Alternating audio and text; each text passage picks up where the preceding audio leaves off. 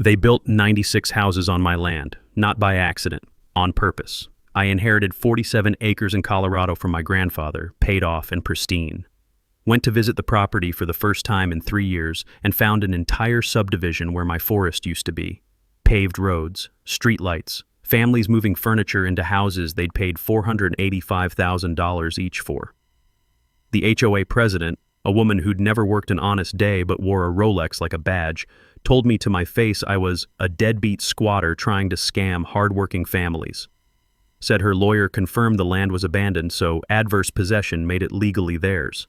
She'd already deposited $16 million in pre-sales. Here's what I did. Absolutely nothing. Let them finish construction. Watched them landscape, paint, install pools. Then I walked into federal court with my grandfather's original 1971 deed. What would you do if someone built a neighborhood on your property? Drop your state below. Let's see where my land rights family is watching from. My name's Dakota Flint. Yeah, like the stone. 47 years old, structural engineer, divorced. I drive a 2008 Silverado that burns a quart of oil every month. Nothing special about me except one thing.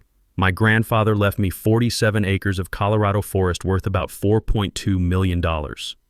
William Flint bought that land in 1971 for $8,200 cash. Depression-era guy, kept every receipt in leather ledgers that smelled like pipe tobacco and WD-40. When he died in 2019, he left me the property with one note tucked inside the deed. Don't let the bastards take what's yours. I didn't visit for 3 years. Divorce, 2 kids in college, 70-hour work weeks.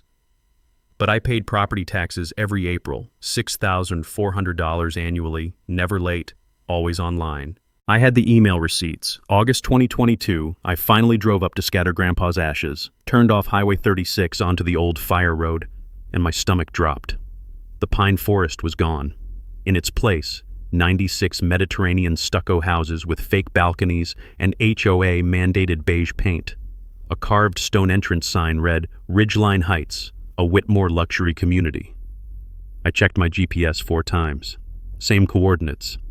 This was my land. At the gatehouse, a security guard stopped me. Residents only. I own this property, I said, holding up my phone with the deed photo. He smirked. Sure, buddy, and I'm Elon Musk. Turn around. Before I could argue, a white Range Rover pulled up. Out stepped Cassandra Whitmore, mid-50s, Botoxed into a permanent look of mild surprise, wearing white linen that probably cost more than my monthly mortgage. She had that specific energy of someone who'd never been told no by anyone who mattered. Problem, Ray? She asked the guard, not looking at me. This gentleman claims he owns the development. Cassandra finally turned. Her eyes scanned me, work boots, Carhartt jacket, calloused hands. I watched her mentally file me under poor. How charming, she said. Sweetie, if you're looking for construction work, most crews have filled their labor positions, but I can take your number. I'm not looking for work. I'm the legal owner. My grandfather, William Flint, She pulled out her phone, scrolled with manicured nails. Our title company ran a forensic search. This land was abandoned for over 3 years, which under Colorado Adverse Possession Statute 38-41-101 means nothing if property taxes were paid, I interrupted. Her smile went sharp. That's adorable. You know just enough to be dangerous. She pulled out a business card, held it between 2 fingers like it was contaminated. Brian Kemper, our attorney. He'll explain why your claim is, what's the legal term, frivolous. I took the card. How many houses are sold? All 96. Pre-construction sales totaled $16 million. Families are moving in by Thanksgiving. She said it like a threat. This is a legitimate development, properly permitted through Boulder County. If you continue trespassing, I'll call Sheriff Mitchell personally. We're major contributors to his department's equipment fund. Then she did something that made my blood freeze. She pulled out her phone, snapped my license plate. Just in case you decide to come back and vandalize anything, we have excellent security footage. She leaned closer. And trust me, honey, people like you don't win against people like us. The diesel smell from a nearby excavator mixed with fresh concrete. A nail gun echoed pop, pop, pop like a countdown. I drove home, hands shaking. That night I spread Grandpa's documents across my kitchen table. The 1971 deed, 47 annual tax receipts, survey maps, Cassandra had threatened me, photographed my truck, and implied I was a criminal. She'd also just given me everything I needed to bury her. Monday morning, I called Brian Kemper, Cassandra's attorney. His receptionist had that voice, professionally pleasant in the way dentists are when they're about to tell you that you need a root canal. Mr. Kemper is in depositions all week. Can I take a message? Dakota Flint, about the Ridgeline Heights property. Pause. Oh, yes. Mr. Kemper anticipated your call. He's authorized me to offer a nuisance settlement of $15,000 if you'll sign a quitclaim deed by Friday. $15,000. For $4 million in land. I'd heard about quitclaim deeds from my divorce. That's how my ex got the timeshare in Branson that neither of us wanted.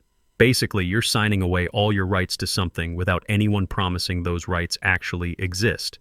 It's the legal equivalent of saying, I give up, don't even care if I'm right.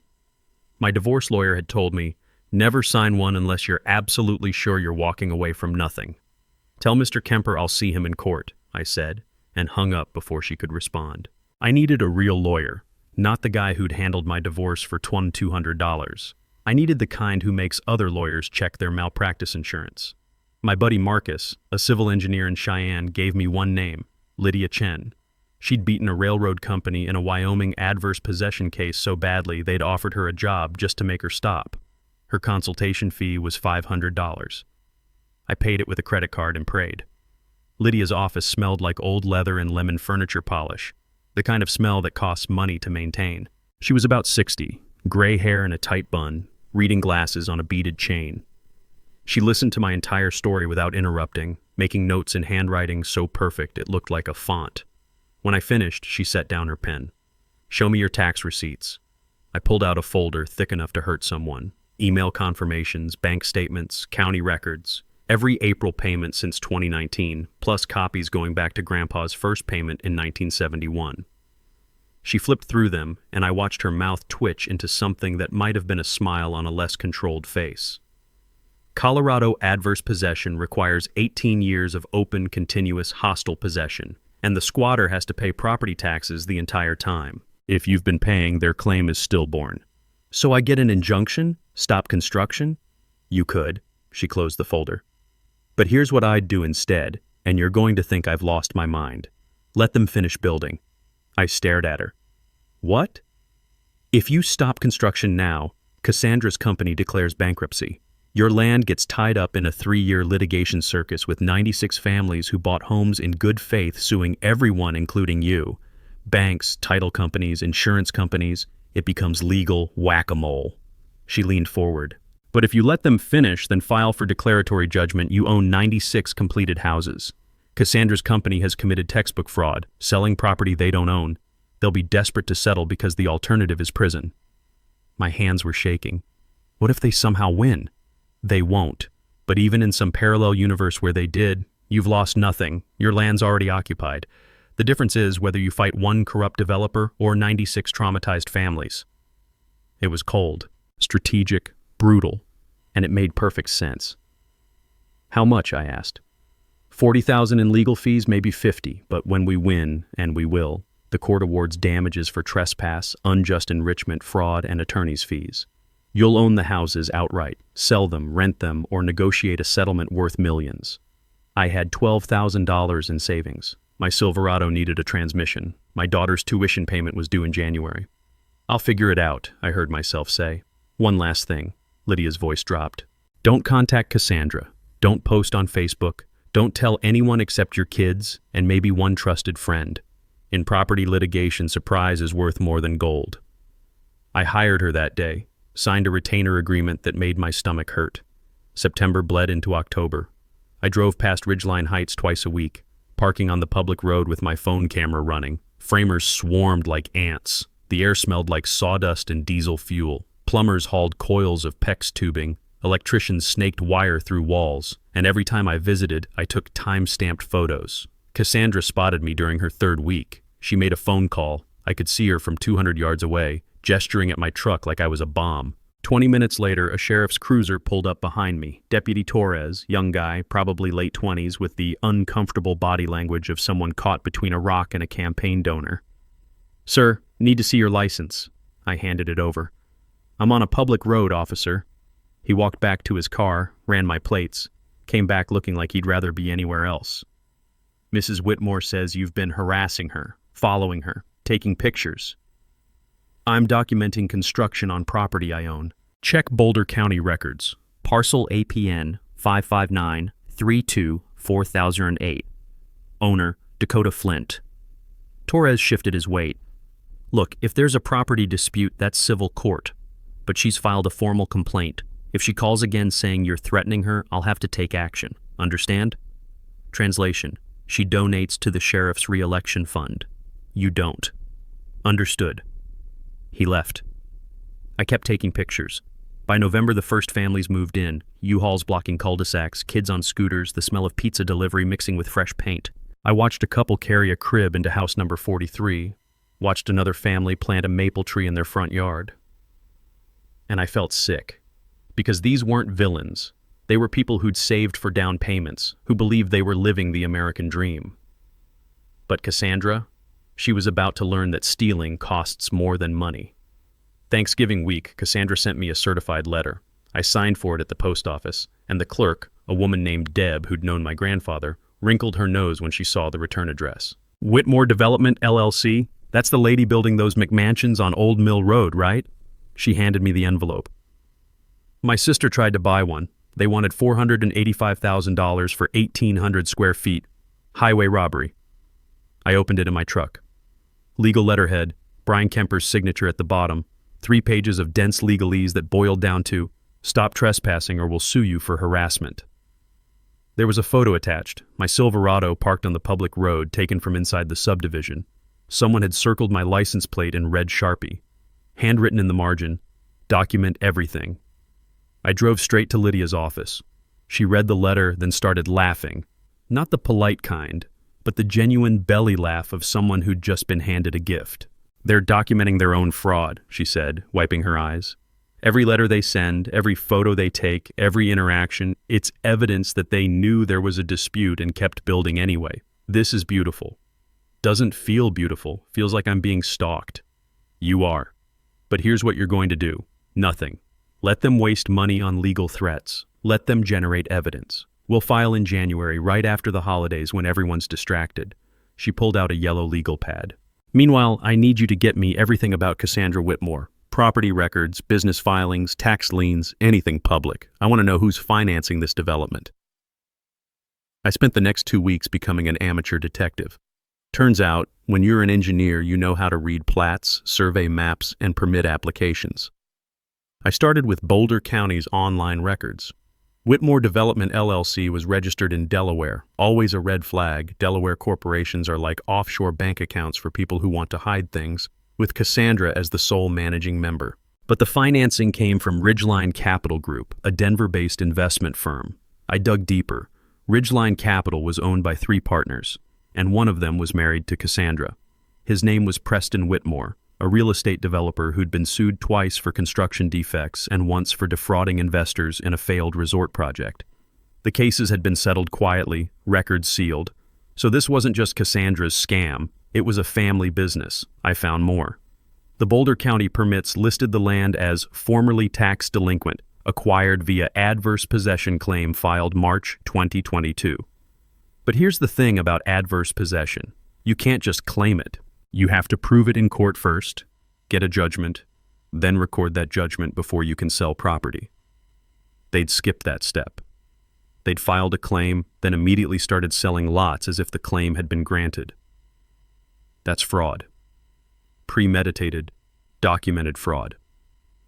I sent everything to Lydia in an encrypted email, because by now I'd learned that developers like the Whitmores have ways of making people's lives difficult. She called me an hour later. Dakota, this is better than I thought. Preston Whitmore has a pattern. If we can prove he knew about your ownership and proceeded anyway, this becomes criminal fraud, not just civil trespass. How do we prove that? Let me worry about that, you just keep your head down. But keeping my head down got harder when Cassandra escalated. December 3rd, I got a call from Boulder County Code Enforcement. A man named Rick Paulson, who sounded tired in the way government workers do when they're handling their 50th complaint of the day. Mr. Flint, we've received a report that you're operating an illegal dumping site on parcel 559-32-4008. What? I don't even live there. The complaint says there are piles of construction debris, old vehicles, and possible hazardous waste. I'm required to inspect. If the violations are confirmed, you'll face fines starting at $500 per day. I drove up that afternoon with my phone recording. The property was pristine, well, except for the 96 houses Cassandra had illegally built. No debris, no vehicles, nothing. Rick Paulson met me at the entrance, clipboard in hand. He was about 50, sunburned, wearing a county vest. He walked the perimeter, checked behind the houses, took photos. Finally, he came back shaking his head. There's nothing here. Someone filed a false report. Who filed it? He checked his notes. Anonymous tip, but it came through Mrs. Whitmore's office as a concerned citizen complaint. So she's trying to get me fined for violations that don't exist on land she's currently occupying. Rick looked at me for a long moment. Off the record, I've inspected 6 Whitmore projects. Every single one had complaints filed against neighboring landowners right before construction permits were approved. It's a pattern. He handed me his card. If you need a witness statement, call me. I drove home with that card in my pocket and rage in my chest. Cassandra wasn't just stealing my land. She was trying to bury me in bureaucratic quicksand while she finished construction. But what she didn't know, what nobody knew except Lydia, was that every move she made was digging her grave deeper. By Christmas, 84 houses were occupied. Families hung lights, kids built snowmen, and I had a court date scheduled for January 12th. January 4th, 8 days before my court date, I got a text from my daughter Emma at 11 p.m. Dad, did you get arrested? Someone posted on Facebook that you're harassing families in a neighborhood. It has 300 shares. My stomach dropped. I opened Facebook, which I hadn't used since my divorce, and found the post immediately. It was pinned at the top of the Boulder County Community Watch group, written by Cassandra herself. Alert! Local man Dakota Flint has been stalking our family-friendly Ridgeline Heights community, taking photos of children, making residents feel unsafe. He claims to own our neighborhood despite clear legal title. Boulder County Sheriff's aware. Please report any sightings. Protect your families. The comments were a dumpster fire. People calling me a predator, suggesting I belonged on a registry. Someone posted a photo of my Silverado with the license plate visible, captioned, "This is his truck. Stay safe, everyone." My hands were shaking so hard I could barely type. I called Lydia. She answered on the first ring. I saw it. Don't respond. Don't comment. Don't defend yourself. She's calling me a pedophile, Lydia. My daughter's crying. My son called asking if I'm going to jail. I know, and it's defamation, and we're adding it to the lawsuit. But if you engage, you look guilty. Let me handle this. Her voice softened. Dakota, this is what desperate people do. She knows we filed. She knows her attorney's seen your evidence. This is a Hail Mary to discredit you before trial. It's working. I've gotten 12 messages from people I went to high school with asking what's going on. Good. Screenshot everything. Every share, every comment, every message, it's all evidence of malice. I spent the next 3 hours documenting the post's spread. By midnight, it had 847 shares. Someone had created a hashtag #StopDakotaFlint. I didn't sleep. The next morning, my boss called me into his office. Martin's a good guy. Ex-Navy, ran the structural engineering firm where I'd worked for 14 years. He closed the door, which is never a good sign. Dakota, I got a call this morning from a potential client. They Googled our firm and found a situation with your name attached. My chest tightened. The Facebook post. Yeah. He rubbed his face. Look, I know you. You're solid. But this client's a school district and they're nervous about optics. They specifically asked if you'd be on the project. And you told them no. I told them you're on personal leave pending resolution of a legal matter, which, effective today, you are. He pulled out an envelope. Paid leave 2 weeks. If this gets resolved, you're back immediately. If it doesn't... He didn't finish. I took the envelope. Understood. Walking to my truck, I passed Jenny from accounting. She'd always been friendly, brought cookies at Christmas, asked about my kids. She saw me coming and literally crossed to the other side of the parking lot. That's when I understood what Cassandra was doing. She wasn't just attacking my legal claim, she was attacking my life, my reputation, my job, my ability to exist in my own community. I sat in my truck and called Lydia again. They're destroying me, I said. I just got put on leave. People are crossing the street to avoid me. I'm filing an emergency motion for a temporary restraining order against Cassandra. Defamation, intentional infliction of emotional distress, interference with business relations. We'll have a hearing Monday. She paused. But Dakota, you need to understand something. This gets worse before it gets better. If you want to walk away, I'll negotiate a settlement. You'll get something, maybe $500,000. You can move, start over. I thought about Grandpa's note. Don't let the bastards take what's yours. No, I said. We finish this. Then buckle up, because they're going to hit harder. She was right. January 7th, someone spray-painted pervert on my garage door. I filed a police report. The responding officer, not Torres, someone older named Patterson, took photos with the enthusiasm of a man filling out a DMV form. Any idea who did this? Check the Facebook post going around, probably someone who believed it. He wrote something down. We'll increase patrols in your area.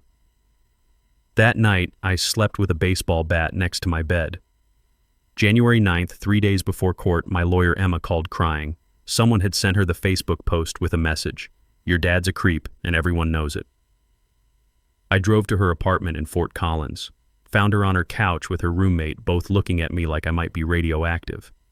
Dad, just tell me the truth. Are you really stalking people? I sat down and explained everything. The land, Cassandra, the lawsuit, the houses. Showed her grandpa's deed, the tax receipts, Lydia's court filings. Emma read through them, and I watched her face change from fear to fury. So she's lying about everything? Everything. Then we need to fight back.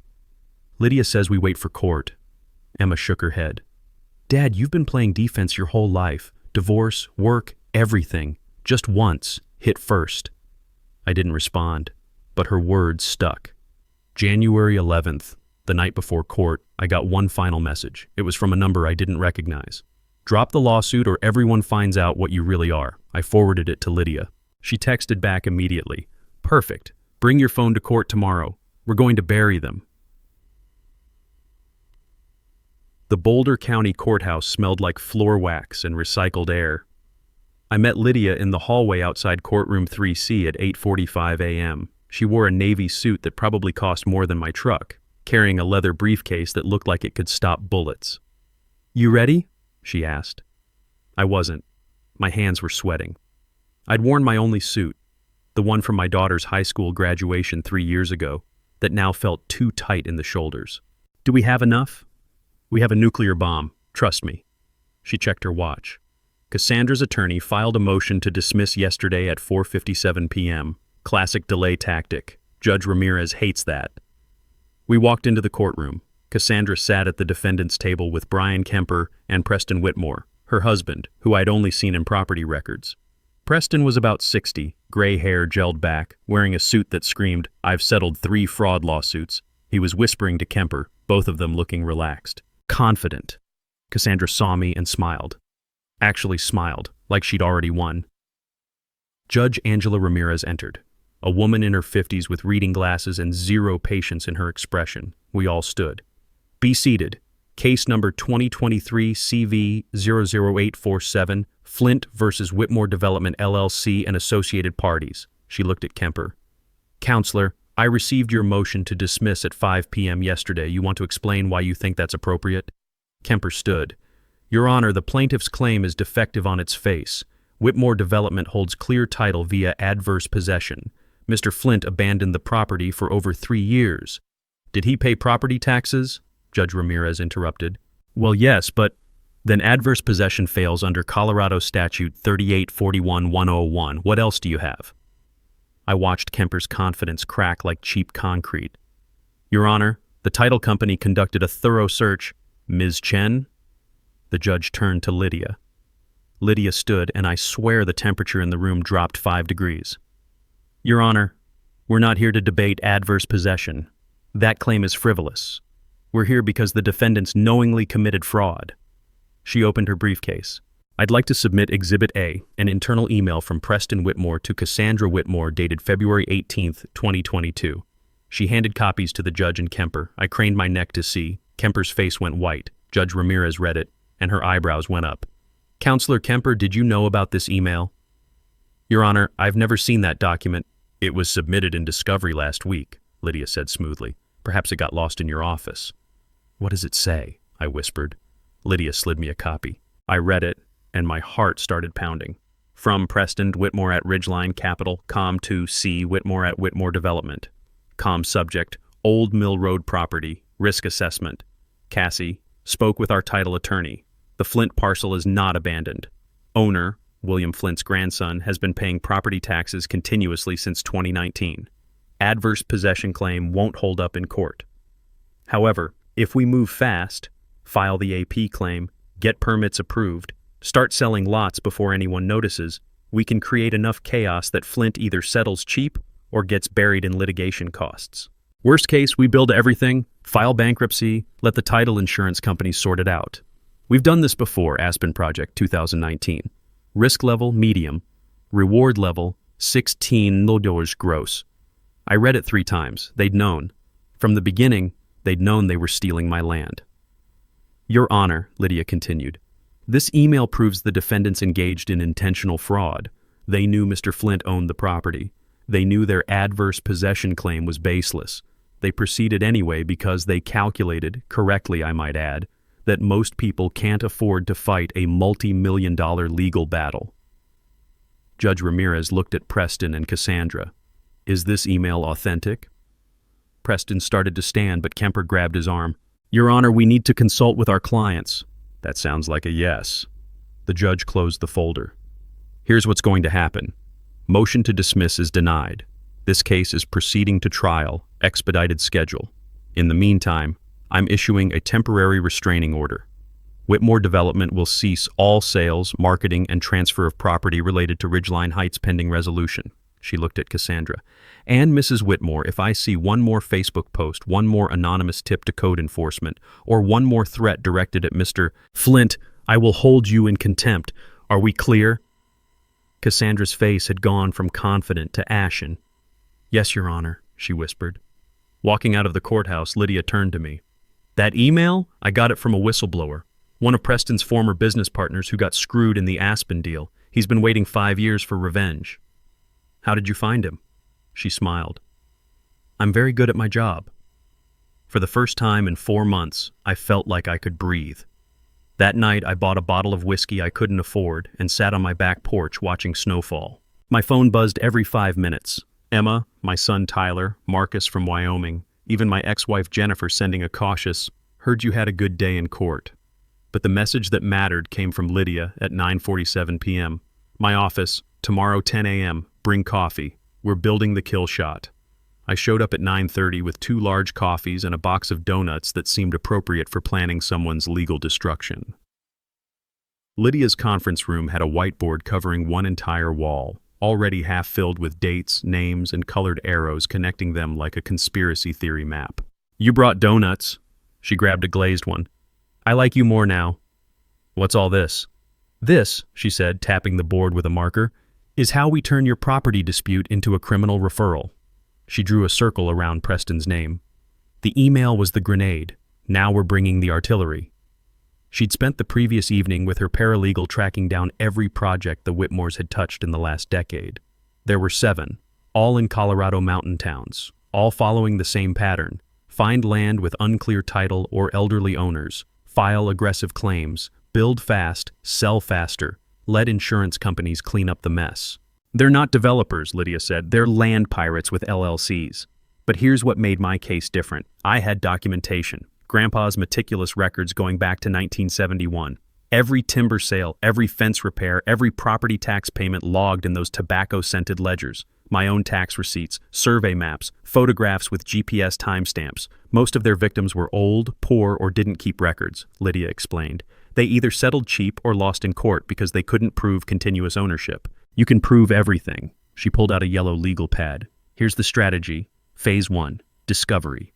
We depose Preston, Cassandra, their title company, their lender, and every contractor who pulled a permit. Someone always cracks, usually the title company, because they don't want to lose their license.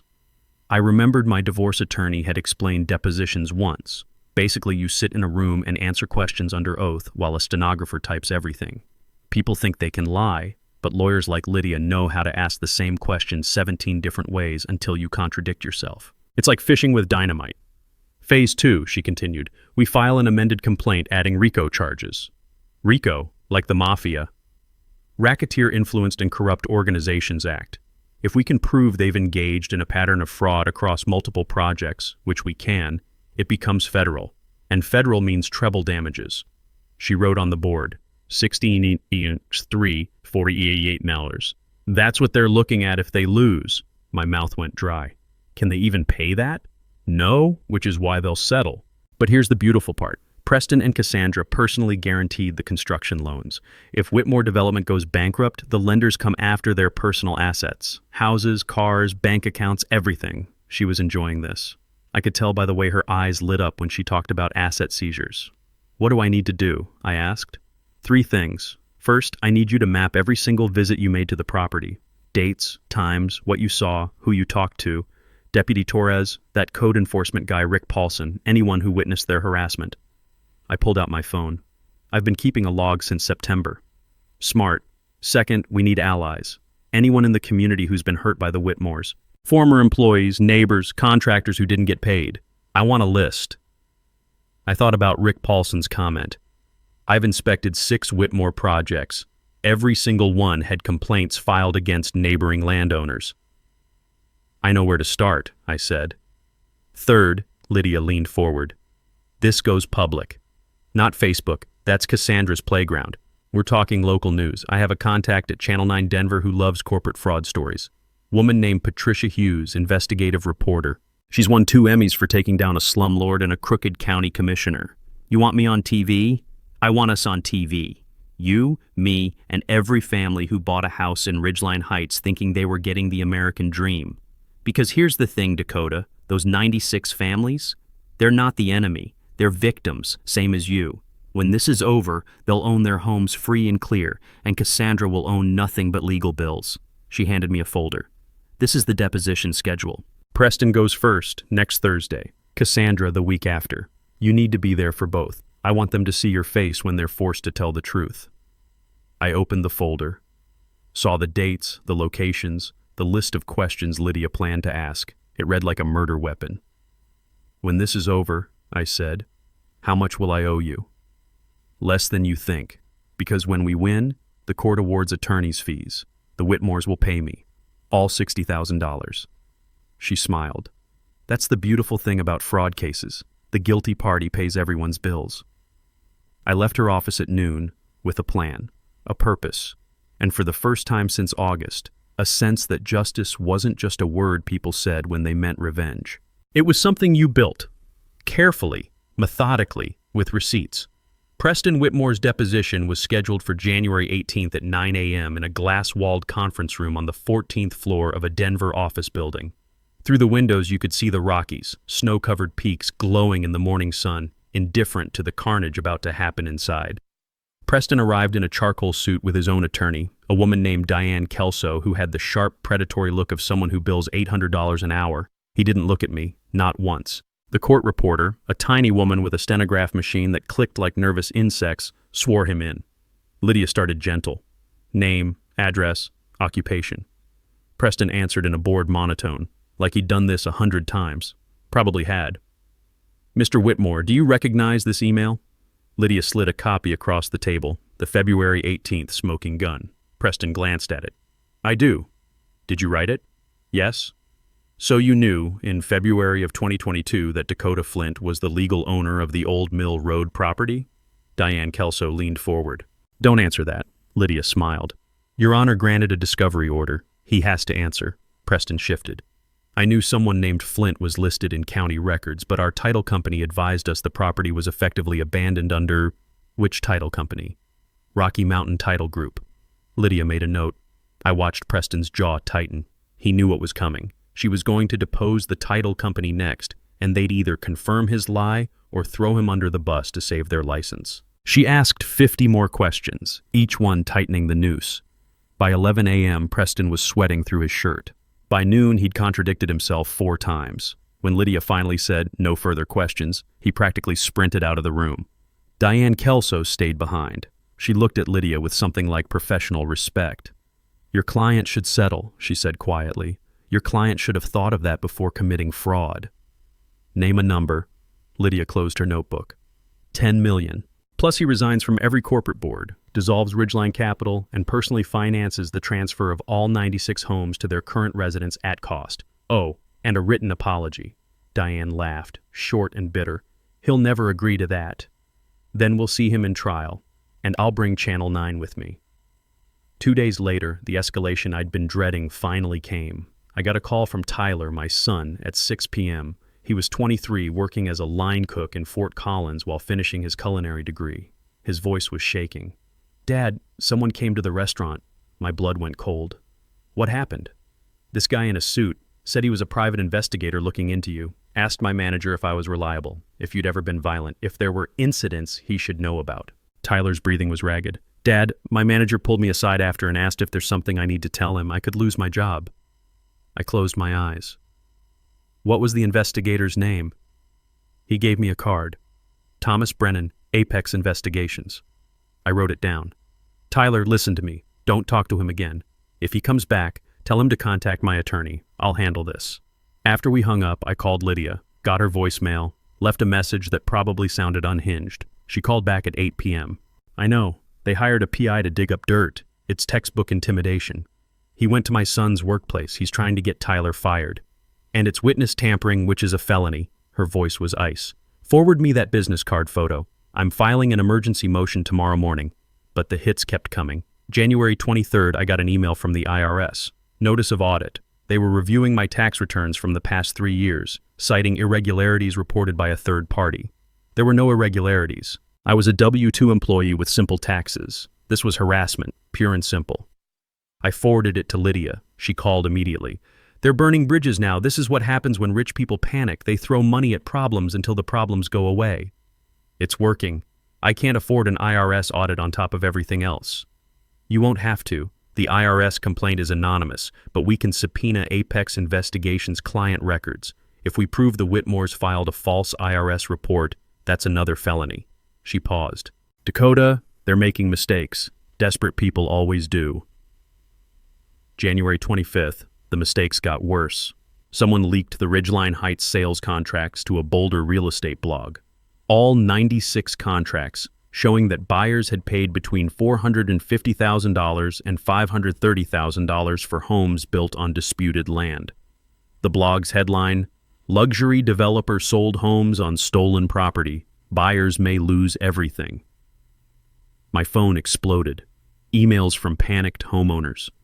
A woman named Sarah Chen called me crying. She'd used her entire life savings for the down payment on house number 67, and now her title insurance company was refusing to cover the claim because of the fraud allegations. "Mr. Flint, please, I have 2 kids. We moved here from California. This is supposed to be our forever home." I didn't know what to say. "I'm not trying to take your house. I'm trying to stop the people who stole from both of us. But what happens if you win?" "Do we get evicted?" "No. You'll own your home. The developer will pay for it." "And if they can't?" I had no answer for that. That night, Lydia called with news. "Channel 9 wants to interview you. Patricia Hughes, the investigative reporter. She's doing a segment on predatory land developers. It airs February 2nd, 1 week before trial." What do I say? "The truth, that you're fighting for your grandfather's legacy, that you're not the enemy, the Whitmores are, and that every family in Ridgeline Heights deserves to keep their home." I thought about Sarah Chen's voice breaking on the phone. "Set it up," I said. The Channel 9 interview was scheduled for January 30th at my house. Patricia Hughes arrived at 2 p.m. with a cameraman named Steve and enough lighting equipment to film a Marvel movie. Patricia was mid-40s, gray-streaked hair and a practical ponytail, wearing jeans and a blazer that said, "I'm professional, but I've climbed through dumpsters for a story." She shook my hand. "Mr. Flint, I've been covering real estate fraud for 12 years. Your case is the most brazen thing I've ever seen." We sat in my living room, which I'd frantically cleaned that morning, shoving dirty laundry into closets like a teenager before prom. Steve positioned lights while Patricia reviewed her notes. "I'm going to ask about your grandfather, the property, and what happened when you discovered the development. Just talk to me, not the camera. We'll edit later." The interview lasted 90 minutes. I told her everything. Grandpa's ledgers, Cassandra's contempt, the Facebook smear campaign, Preston's email, the families caught in the middle. Patricia's questions were sharp but fair. She made me feel like I was talking to a friend, not performing for an audience. At the end, she turned off the camera. Off the record, I contacted Cassandra Whitmore for comment. She threatened to sue me for defamation if we air this. Will you still run it? Patricia smiled. Absolutely. Threats mean I'm onto something. The segment aired February 2nd at 6 p.m. I watched it alone in my living room with a beer I was too nervous to drink. Patricia's voiceover began. He inherited the American dream, 47 acres of Colorado forest. But when Dakota Flint visited his land for the first time in 3 years, he found a nightmare instead. They showed aerial footage of Ridgeline Heights, then my interview, intercut with shots of Grandpa's deed, the tax receipts, and Preston's smoking gun email. Patricia had obtained county permit records showing the Whitmores had fast-tracked approvals by donating $50,000 to the county commissioner's re-election fund. The piece ended with me saying, I'm not trying to hurt the families who bought these homes. They're victims too. But if we let people like the Whitmores get away with this, what's the point of property rights? What's the point of laws? My phone exploded before the segment even finished. Emma called, crying, proud tears this time. Marcus texted, you just became a folk hero. Even my boss Martin sent an email. Come back to work Monday, we're proud to have you. But the message that mattered came at 7:15 p.m. from a blocked number. You just made the biggest mistake of your life. I forwarded it to Lydia. She called back immediately. Don't go anywhere alone. Vary your routes. Keep your doors locked. You think they'd actually... I think they're looking at 10 years in federal prison and financial ruin. People do stupid things when they're cornered. She was right to worry. February 4th, 2 days after the broadcast, I came home from grocery shopping to find my front door ajar. I'd locked it, I was certain. I stood on the porch, heart hammering, and called 911. Deputy Torres arrived first this time with backup. They cleared the house room by room. Nothing was stolen. But someone had been inside. On my kitchen table sat a single sheet of paper with 5 words printed in block letters. Drop it or lose everything. Torres bagged it as evidence. We'll check for prints, but if they were smart, they wore gloves. This is the Whitmores, I said. They broke into my house. Can you prove that? I couldn't. But 2 hours later, my neighbor Carol knocked on my door. She was 70, a retired librarian who'd lived on my street for 40 years and noticed everything. Dakota, I saw a black Audi SUV parked across the street yesterday around noon. Man in a suit got out, walked up your driveway, then came back 10 minutes later. I thought he was a salesman. Did you see his face? No, but I got the license plate. Seemed odd, so I wrote it down. She handed me a sticky note with Colorado plate number, KLM 4892. I gave it to Torres. He ran it. The vehicle was registered to Apex Investigations, Thomas Brennan's company. That's the PI who harassed my son, I said. Torres looked uncomfortable.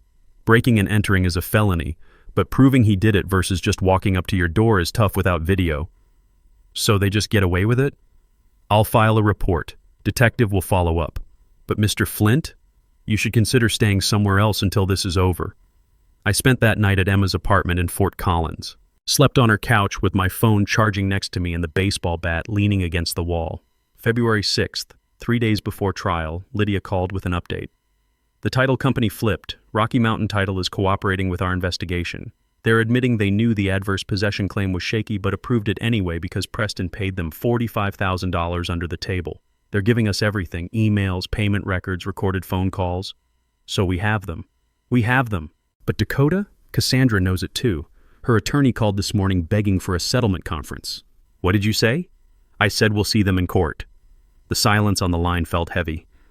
3 more days, Lydia said. Stay safe, stay quiet, and get ready to watch everything burn. I hung up and stared out Emma's apartment window at the snow falling on Fort Collins.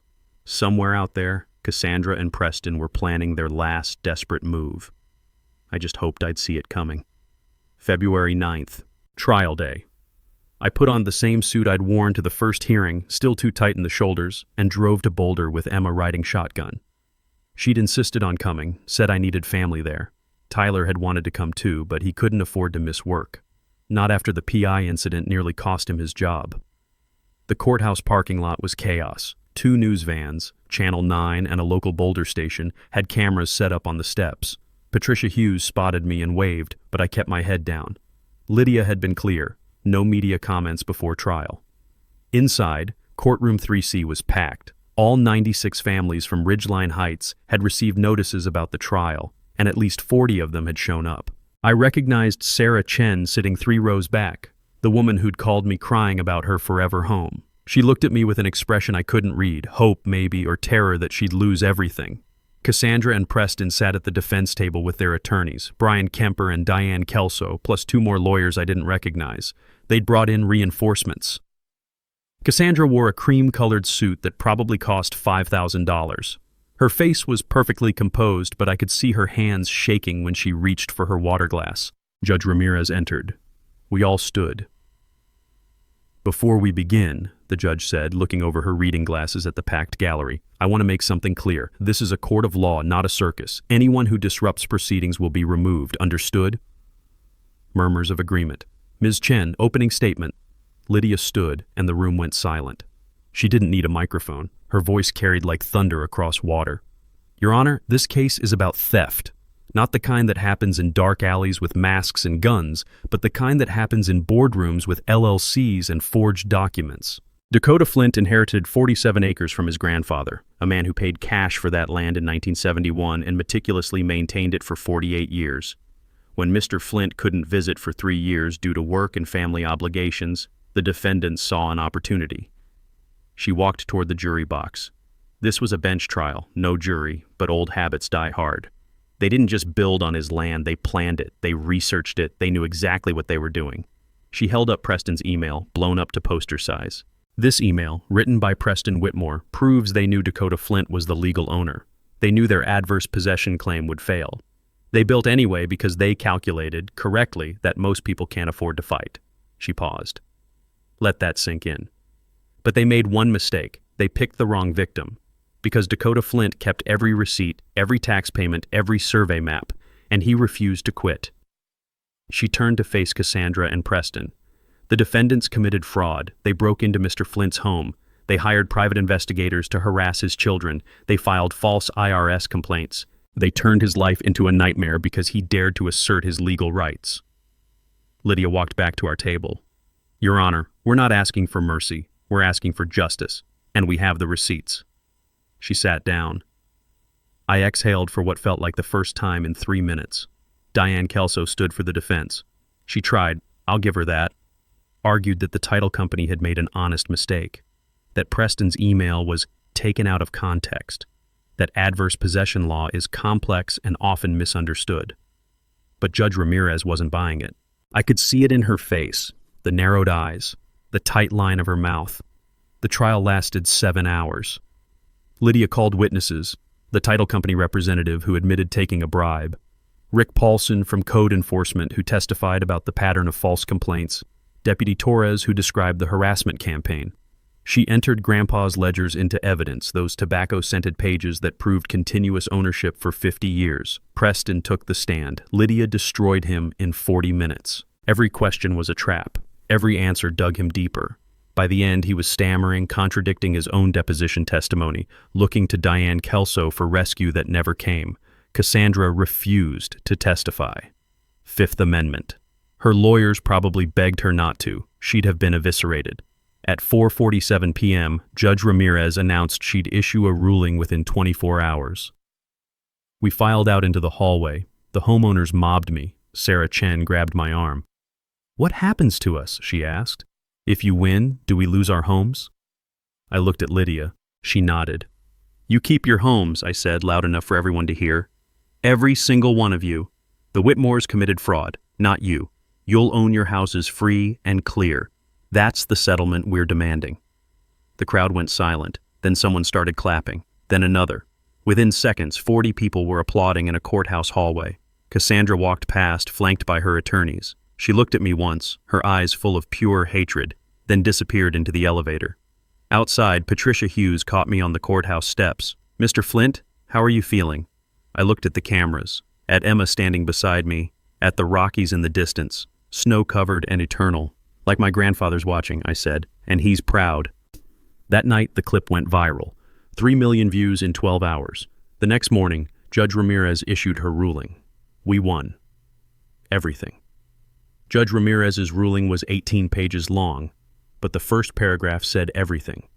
The defendants engaged in a calculated, systematic scheme to defraud Dakota Flint of his lawful property through false adverse possession claims, bribery of public officials, and intentional misrepresentation. Such conduct is reprehensible and will not be tolerated by this court. The order gave me full title to all 47 acres, including the 96 houses. It awarded me $4.2 million in damages for trespass, emotional distress, and loss of use. It required the Whitmores to pay Lydia's legal fees, $73,000, and it referred the case to the U.S. Attorney's Office for criminal prosecution. Cassandra and Preston were done. Ridgeline Capital dissolved within a week. Their personal assets, the Range Rover, the Aspen vacation home, Cassandra's jewelry collection, went to auction to pay creditors. Preston was indicted on 6 federal fraud charges. Cassandra took a plea deal, 3 years probation, $500,000 restitution, and a lifetime ban from Colorado real estate development. The title company lost its license. Brian Kemper resigned from his law firm to avoid disbarment. But the ruling created a new problem: what to do with 96 families who'd bought homes on my land. I could have forced them out, sold the houses myself, pocketed another $16 million. That's what the law allowed. That's what a lot of people expected. Instead, I called a town hall meeting at Ridgeline Heights on March 15th. All 96 families showed up, cramming into the unfinished clubhouse that Cassandra had promised but never built. Sarah Chen stood in front, holding her daughter's hand. An elderly couple named the Rodriguezes sat near the back, looking terrified. These weren't villains. They were teachers, nurses, electricians, people who'd saved for years to buy a piece of the American dream. I stood at the front with Lydia beside me. "I know you're scared," I started. "You bought homes in good faith. You did nothing wrong, and I'm not here to punish you for someone else's crime." The room was silent enough to hear snow melting on the roof. "Here's what I'm proposing. I'm transferring ownership of all 96 homes to the Ridgeline Heights Community Trust, a nonprofit we're establishing today. Each family will own their home through the trust at the price you originally paid. No mortgages, no interest, just what you've already invested. If you've paid $485,000, you owe nothing more. If you still have payments left, you finish them to the trust at 0 interest." Someone gasped. Sarah Chen started crying. "The trust will use those funds to maintain roads, cover property taxes, and establish a scholarship fund for kids in this community. My grandfather believed land was about legacy, not profit. This is his legacy." The applause started slowly, then built like a thunderstorm. People were hugging, crying, shouting thank yous across the room. An elderly man, Mr. Rodriguez, walked up and shook my hand so hard I thought my shoulder would dislocate. "You're a good man," he said. "Your grandfather raised you right." The scholarship fund launched in September. The William Flint Memorial Scholarship, $10,000 annually for a Colorado student studying engineering, forestry, or environmental science. Emma helped me set it up. Said Grandpa would have loved that his ledgers full of timber sale records were now funding someone's education. I kept 5 acres for myself at the north end of the property, the part with the old-growth pines Grandpa had refused to log. Built a small cabin there, 2 bedrooms, nothing fancy. Sold my house in town and moved in last October. Wake up every morning to the smell of pine and coffee. Watch deer graze outside my window. Tyler visits on weekends. Emma brings her boyfriend, a law student naturally. Even Jennifer, my ex-wife, came by once with her new husband, said she was proud of me. That felt strange, but good. Patricia Hughes did a follow-up story in December. From property theft to community triumph, how one man turned injustice into justice. It won her 3rd Emmy. Last week, Sarah Chen's daughter drew me a picture, a crayon house with a stick figure labeled Mr. Dakota holding a giant deed. It's on my fridge now, held up by a magnet shaped like Colorado. I think about Grandpa's note sometimes. Don't let the bastards take what's yours. He was right, but what's mine isn't just land or money. It's knowing that 96 families sleep safely because I didn't quit. It's a scholarship that'll help some kid who reminds me of myself, broke, stubborn, just trying to build something. It's justice, the real kind, the kind that heals. So here's my question for you. Have you ever dealt with an HOA nightmare, a property dispute? Someone who thought they could steamroll you because they had money and you didn't? Drop your story in the comments. Let's build a library of how regular people beat corrupt systems. And if this story mattered to you, If it reminded you that good people can still win, hit that subscribe button. Because I've got more stories like this. Stories about the little guy outsmarting the machine. Stories with receipts. Next week, City Council denied my business permit, so I found the bylaw that made me untouchable. See you then. And remember, keep your receipts, all of them.